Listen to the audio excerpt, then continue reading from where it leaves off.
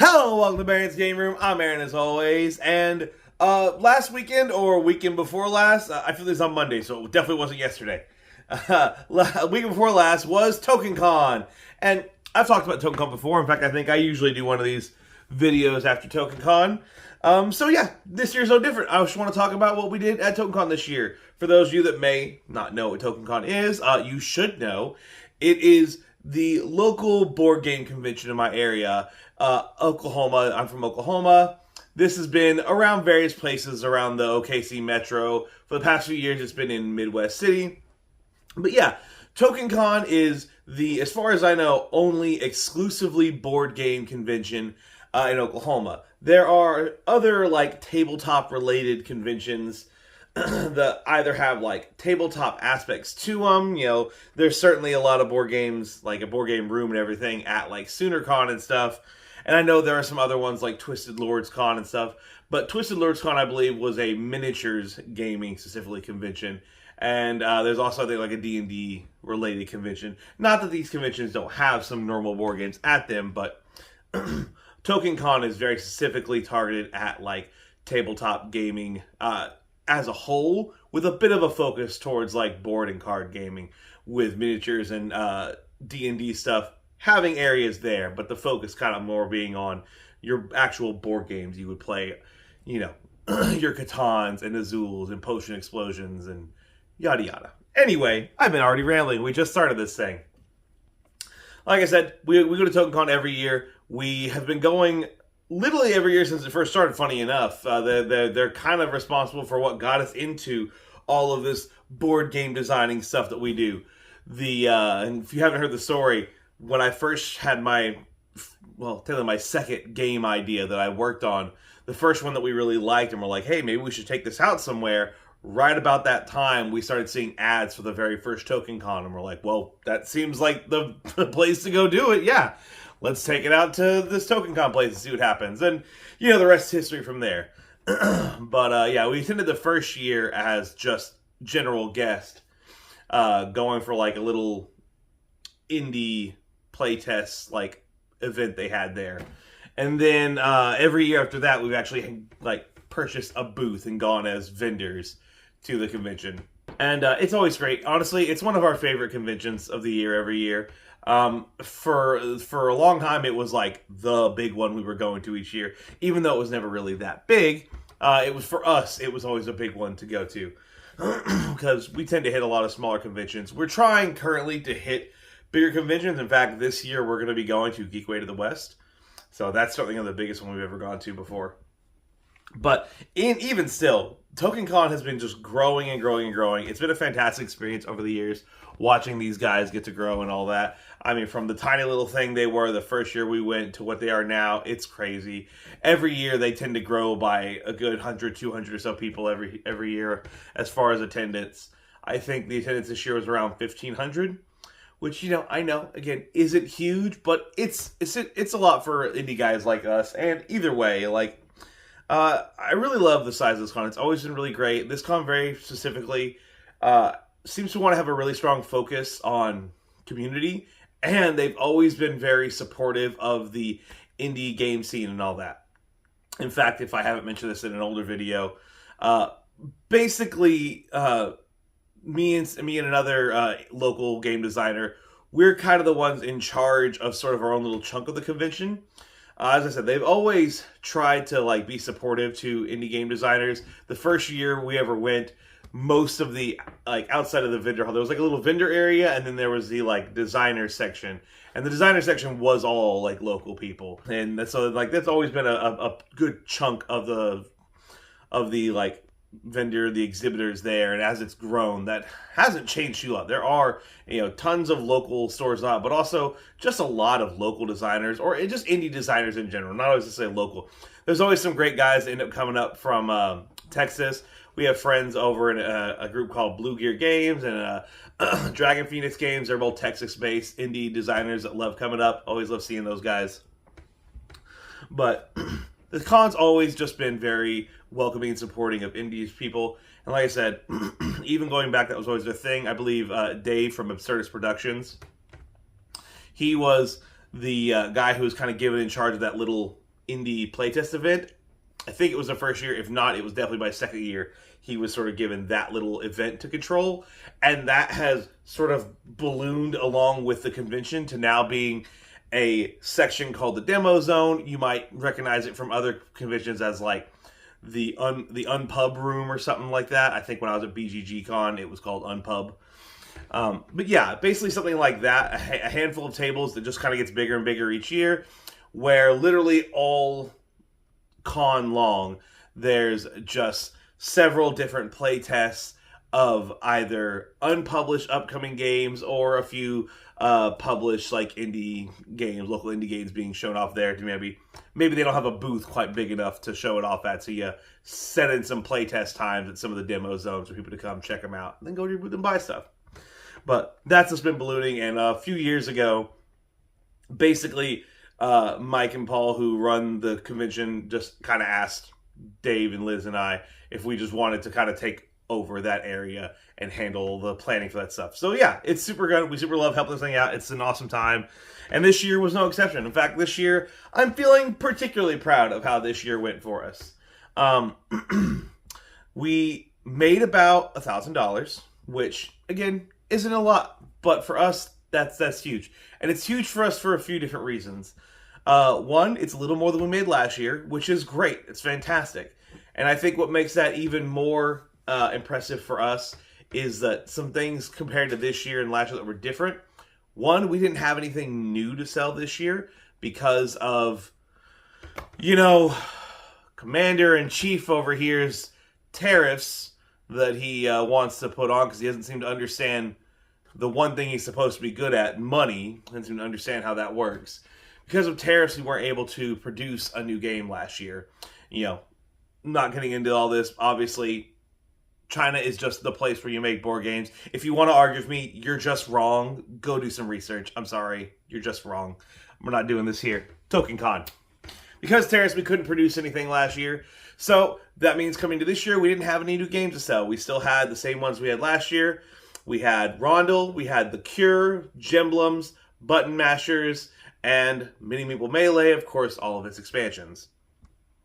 So with not having anything new to go to, and you're going to someplace you go back to year after year, you can't keep selling to the same crowd. Eventually, you're just always going to get, people who already have purchased your games.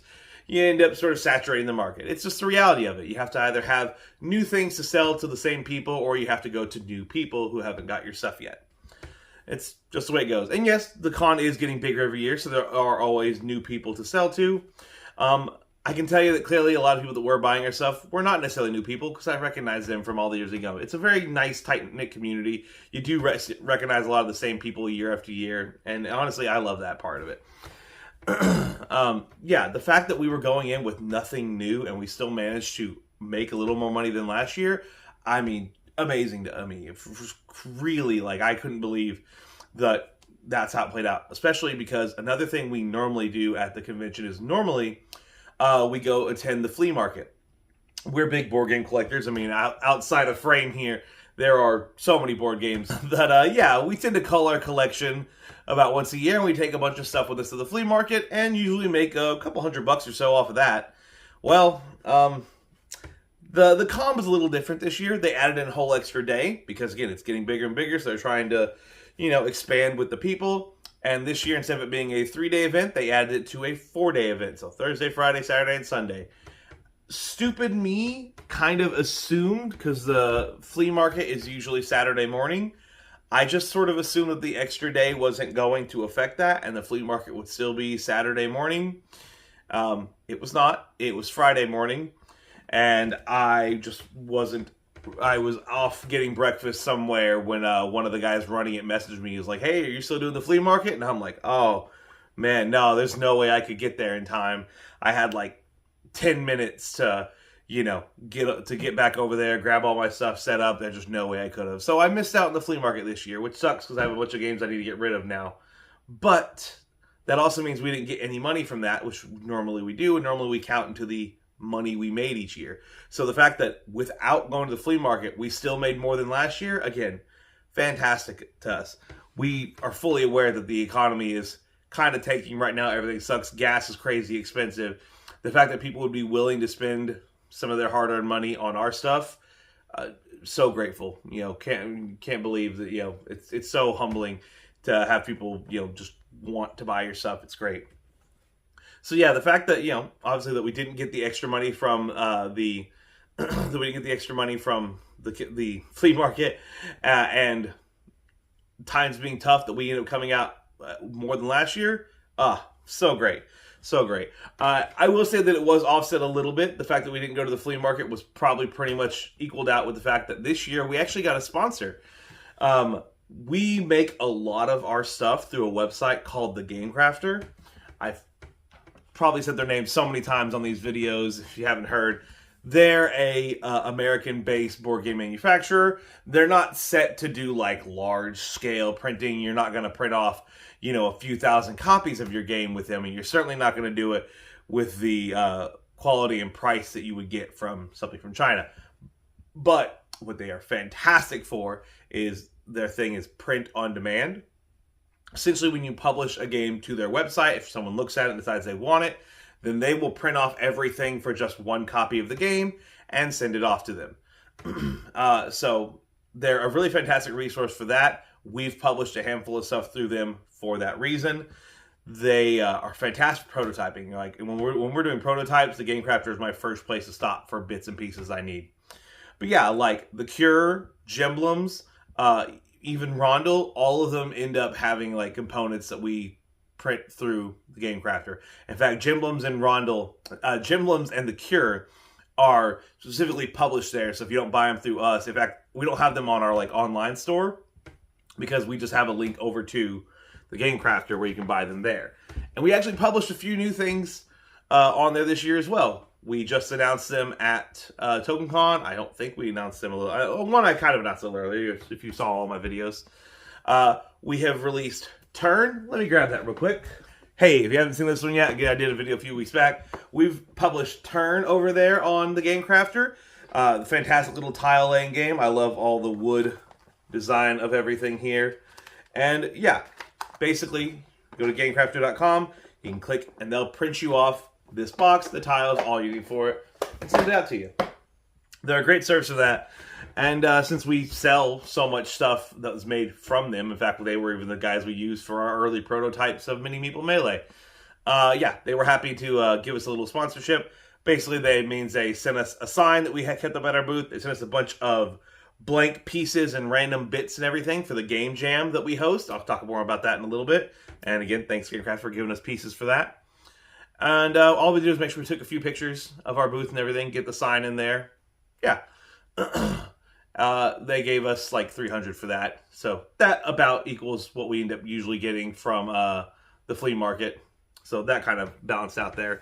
Also, the overall convention was a little more expensive, which is to be expected. Again, with everything going up and the con getting bigger and bigger, it's going to happen. Normally, the convention gives indie designers a bit of a discount on their booths.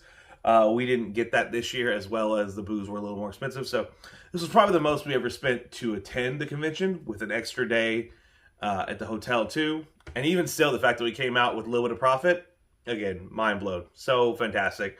We had such a great time. Of course, I was there the whole time. I stayed at the hotel to be there, all that. Our friend Ian, who's been helping us out a lot, who's become pretty much a member of the team. I'll talk a little more about him and something he did with us later as well. He was staying there with us. He stayed with me pretty much the whole weekend we were there. My daughter Audrey has started coming to these events. She was there for a few of the days. She got a little sick and had to go back home for one point.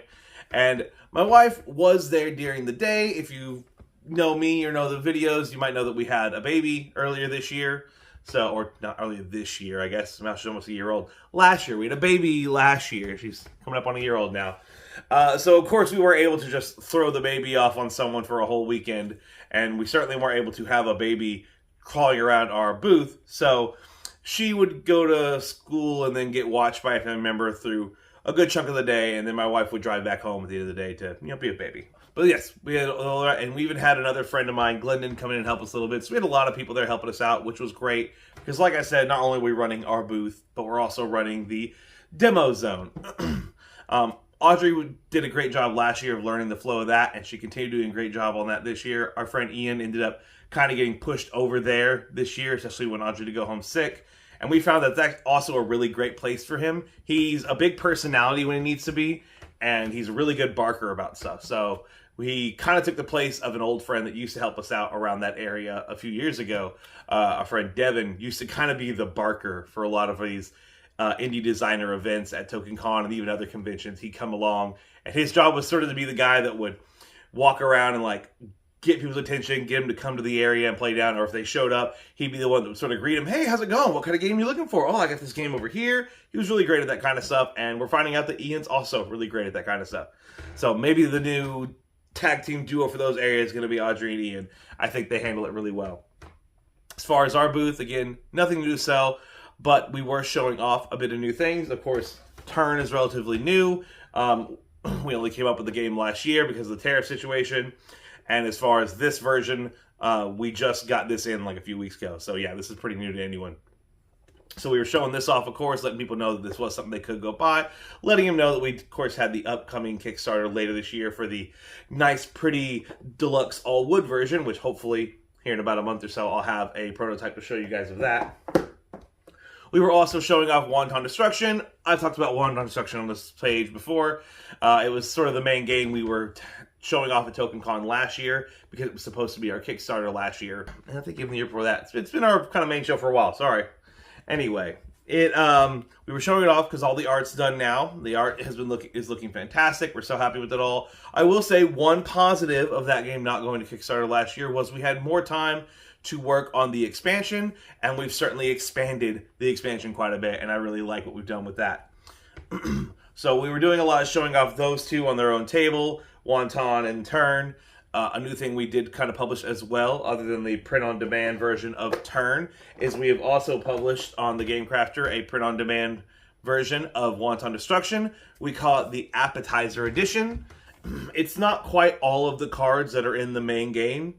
It's a slightly stripped-down deck, so it's only good for about 4 players instead of 6 or 8 like the main game is. And, you know, it's a great way to, if you just want to play the game now, it's a great way to get the game for a pretty decent price. It's like $25, I think. And play that and keep you satisfied and held over until we do the full Kickstarter next year. So we were showing off a lot of those. Of course, on the main table, we had all of our small games. I don't know if we've ever fully done this, but we kind of accidentally realized we've unintentionally made a lot of small games, just completely accidentally. That's what we've published a lot of. So we were able to fit like all 5, Cure, Gemblems, Mashers, Rondel, yeah, all 5 of our main games we have for sale on one table. It did lead to a few people kind of walking up and going, is this all one game? And we're like, no, that would be crazy. No, we kind of break down all the different games we had going on. Funny enough, even though Mini Meeple Melee was a game that we did have with us last year, we didn't sell a whole lot of them last year. Last year, for sure, our biggest seller was Rondel. This year, Mini Meeple Melee by far was our big seller for the weekend. We sold several full sets of it. So not just people who already own the base game and were coming in to get expansions. There were a few of those. I think we had a couple people that came in and just grabbed an expansion. For the most part, people who were buying it, they were buying it fresh. If you're somehow not aware of our game, Mini Meeple Melee, when we did it on Kickstarter, we raised enough money to get the base game made and 3 expansions made for it as well. So there's the base game, there's the Fire and Ice standalone expansion, the Adventures expansion, and the Treasures expansion. And most of our sales were full bundles of all that, which is great. I think I don't think we sold any Gemblems this weekend, and I think we sold 1 The Cure and 1 Rondel, so most of our sales are from Evil, which, again, I'm not going to complain. That's great. That's the one I certainly have the most of out in my garage I need to get rid of, so thanks for that, guys. Yeah, it was kind of funny that, again, not having anything new and technically having this game last year, it's funny that it became sort of the big seller. Just a funny little happenstance of all of it. But other than that, we were, of course, trying to put some extra focus on The Cure. If you guys haven't heard, that's going to be our next crowdfunding campaign in a little over a month. I believe May 5th or 7th is when we're going live with that. Don't hold me exactly on that date, but it's early May. Follow our stuff. You'll know about it. But we are going to try out Backer Kit for the first time. Kickstarter is the main place where we do our crowdfunding stuff. it's just sort of where the crowd is. You need a crowd to crowdfund to, and the audience is just still mostly at Kickstarter. It's not as though there aren't people on BackerKit and GameFound and all that. There certainly are. It's just the bulk of the crowd is still crowdfunding, is still on Kickstarter. BackerKit is doing a special themed month in May called Pocketopia, where they're going to put in some extra spotlights on anyone who's releasing small pocket games. And like I said, we sort of unintentionally made a bunch of small pocket games, and we decided to go to that and try it out and try and do a full print run of The Cure. Right now, The Cure is like Gemblum's and Turn Here. It's all published currently through the Game Crafter.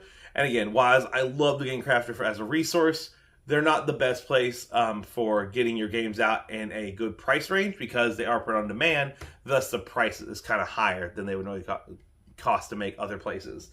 I think The Cure cost like $14 to make. Like one copy costs like $14 to make through the Game Crafter. So we have to sell it for like $20, and that's just to make a few dollars profit.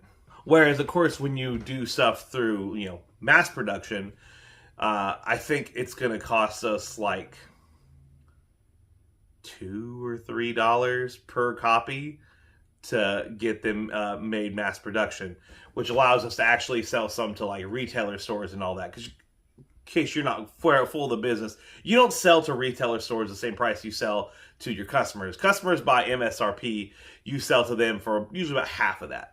So, Mini Meeple Melee, for example, we sell those for $20 a piece. Each 10 is $20. That's the MSRP. That's what the stores who buy it are probably going to sell it at. The store obviously needs to make a profit, so we sell it to the store for $10 a piece. And you don't want to take a cut on selling to stores either. So the way you kind of get your pricing is you sort of get what it costs you to make. You go above that and find where you want to set your retailer price, and then you double that for your MSRP. So with going to a full print run of The Cure, if that goes well, we'll end up having them for like $12 a piece, way less than the $20 a piece they are. And we're going to do some upgrades on them as well. Currently, it comes in just a little cardboard tuck box. It gets the job done, but if you're carrying around a little cardboard tuck box in your pocket, it gets beaten up. Our box is way beaten up over the years of carrying it around with us. So we're actually going to have it come into a nice little wallet, kind of like Button Shy Games and all that. It's going to come in a nice little wallet, white with like a metallic blue Cure on it. Looks great. We're getting a prototype of that sent into us right now. Hopefully I'll have something to show off for that pretty soon. And if that goes well, fantastic. Another reason we're doing it on BackerKit, other than trying out their whole Pocketopia thing, is because we're going to see if this does work well. This could allow us to sort of have 2 releases in a year without stalling us out on trying to get a mass production run of a lot of those small games we already have. We would love to get those at a more reasonable price by mass producing them, but we don't want to take up our Kickstarter slot each year.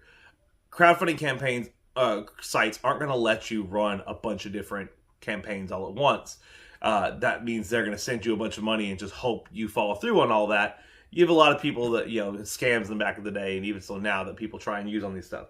So one way to fight against that is when you have a campaign that's open, that you've funded on or you're fulfilling on, you're giving out rewards, you're not allowed to open up another one unless you sort of make an appeal to Kickstarter and go, hey, I promise, we're good. We actually had to do that a little bit with Mini Meeple Melee because we had ran our Velatum Kickstarter not too long before it. And our Velatum was all in-house stuff. We were either giving you just the 3D prints so you could 3D print them off yourself, or we were 3D printing all the pieces and boxing them up and sending them out and everything. With a little help from the Game Crafter, of course, making the boxes and stuff for us.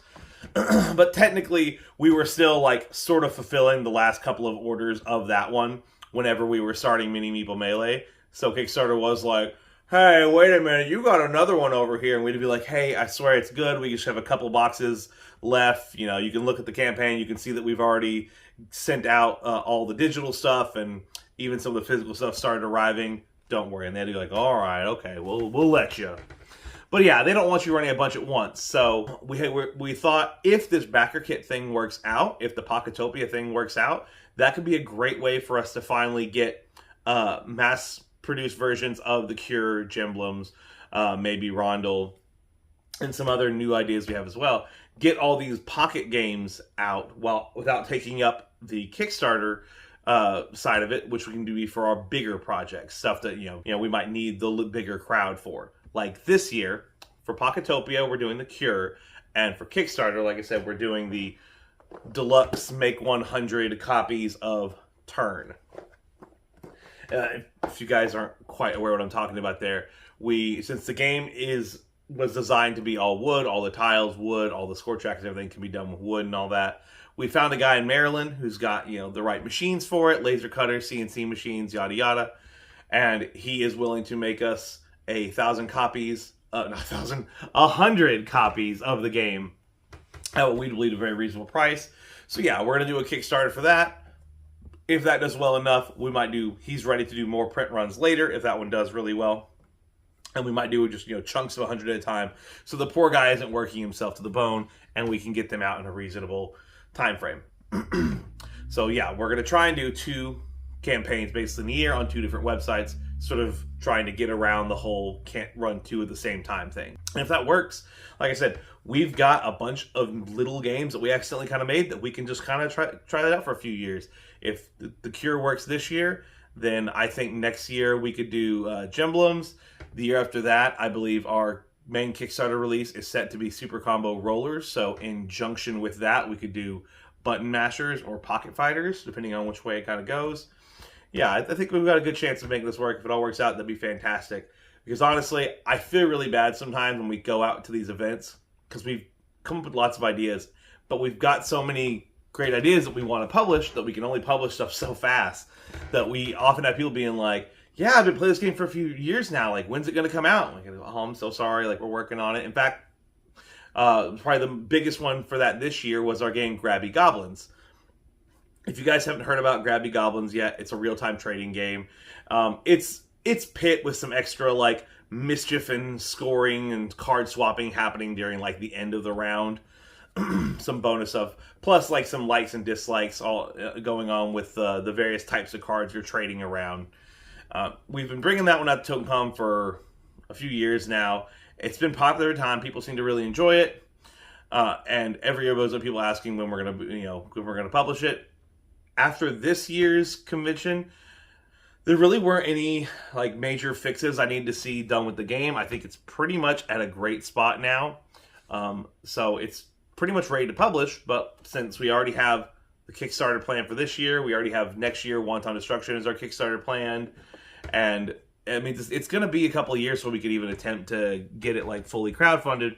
I think we'll end up just making another print-on-demand version of that one through the Game Crafter later this year, so it will be available before we do a larger print run later.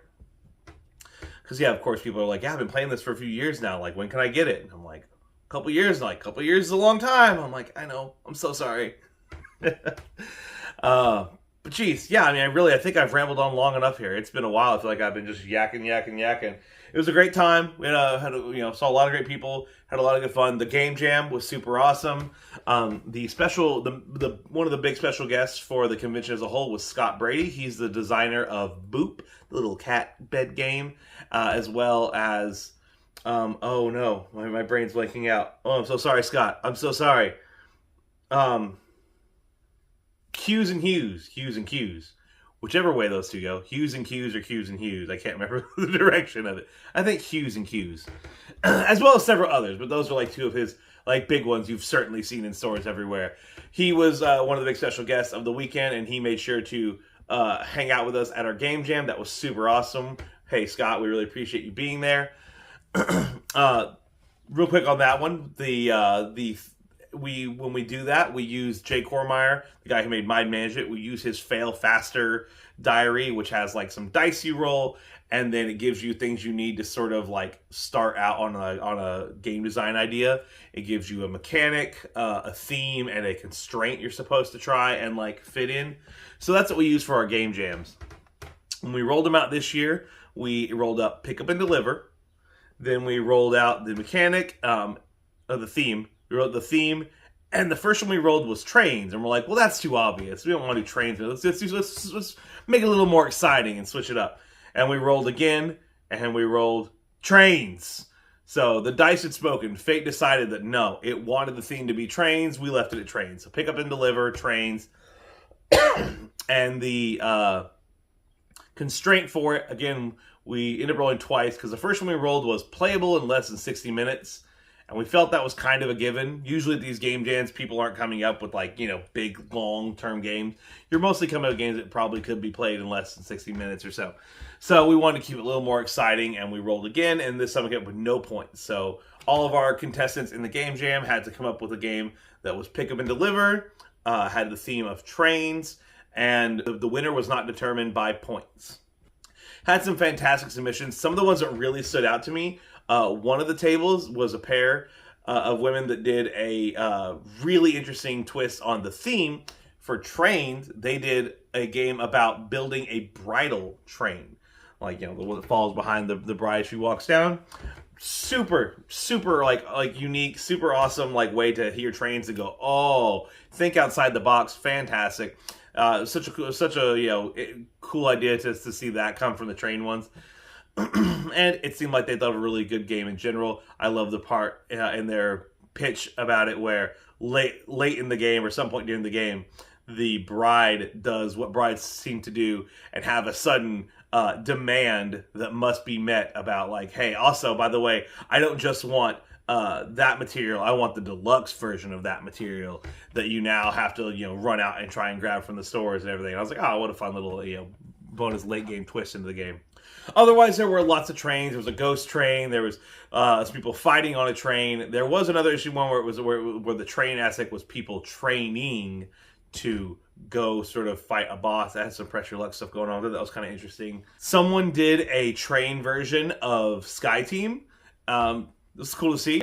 There was a lot of cool stuff there. It was a good time, as always. And I guess before I go, I said I was going to bring up Ian again later. Another new thing that we were telling people about at the convention this year, if you're still watching, hey, this is news for you too, that we've officially published our game Velatum over on Tabletop Simulator. Man, I really should have got that box over here so I could have showed it off. For those of you that may not know what Velatum is, Velatum was our first Kickstarter we did. It was our second technically game we published. And it is it's dwarven battle chess is how I envision. That's my thought process of how I designed it. It is a chess spin-off. Well, I forget what the term. Sorry, my brain's blanking out. You have 5 pieces, and they all move like various chess pieces. But in the game, they have movements, but they also have attack ranges. So once they move, they can attack a piece that's within their attack range and deal damage to them. All the pieces are various heights. They're different heights because when they take damage, you take a little ring and you put it onto the podium. And each podium is just tall enough for how many hits they can take. So when the rings hit the top, that piece is removed from the board, and you're simply trying to remove all of your opponent's pieces from the board. Every piece moves in a different way. Every piece has a different combination of how they move with their attack range, and they have special abilities. Like your warrior has the most health, but he's super slow, moves like a king basically. And whenever he hits people, though, it's 2 damage, so he's dealing a lot of damage. Your rogue, who has a lot less movement, moves a lot less life, but moves like a queen, your most versatile piece, can deal 2 damage, but only if they manage to sort of flank a piece between one of your other pieces. You've got pieces like the wizard that can swap places with another one of your pieces, archers which can extend their range, and a cleric that heals a bunch of people. And that's without getting into some of the newer B-team characters we've been working on as well. But the base game of 5 characters on a base 5x5 board is available to play over on Tabletop Simulator. Should be able to just go over there and search Velatum. As far as I know, perfectly honest, I don't do a lot of online gaming. I haven't worked with Tabletop Simulator a lot. But our friend Ian, he's a smart guy with computers. He knows that stuff. And he was excited to get to try it out. He's been spending the past few months doing that. And I think he did a great job. I'm very excited for you guys to get to play it. So yeah, if you guys want to try out Velatum, you obviously can get the free print and play over on our website. But also, you can go to Tabletop Simulator and try it out there. And if you decide you like it, You have a 3D printer, get the files. Otherwise, that will get a mass market release someday. Yeah, I think that's pretty much all the things we did there. That's me rambling on for way too long. You're super cool for still being here, and everyone that left, screw you guys. You went home. Anyway, that was silly. Thanks for talking to me, guys. Thanks for letting me yap at you. If you like board games, I highly recommend going to TokenCon next year. If you like abstract strategy games, I highly recommend you going and checking out Turn over on the Game Crafter. If you like silly hand management games about fighting over wontons, I recommend you going and checking out Wonton Destruction over there. And if you like hidden role games that you can play in 5 minutes or less and carry around in your pocket, then I highly recommend you following our backer kit for The Cure. Again, that'll be coming out in about a month. I guess this is bye, guys. See you next time. I'll try next week to do a normal video. It's been a while. Sorry. Busy.